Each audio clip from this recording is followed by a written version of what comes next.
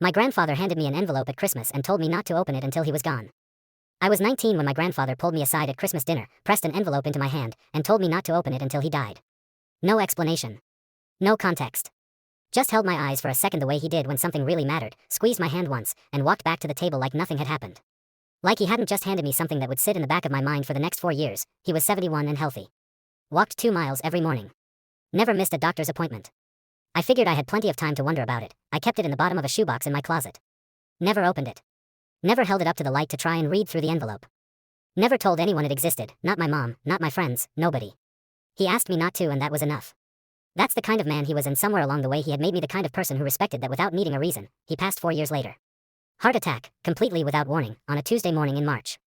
I flew home for the funeral and spent a week in that house surrounded by relatives I barely recognized, and food people kept dropping off, and that specific exhausted grief that comes from making small talk when your chest feels hollowed out. It wasn't until the night before I flew back that I remembered the envelope.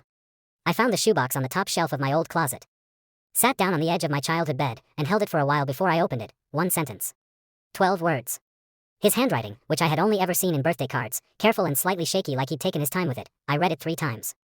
Then I sat there for a long time in the quiet of that room and thought about the man I had been so sure I knew completely, and understood for the first time that I had only ever seen the surface of him.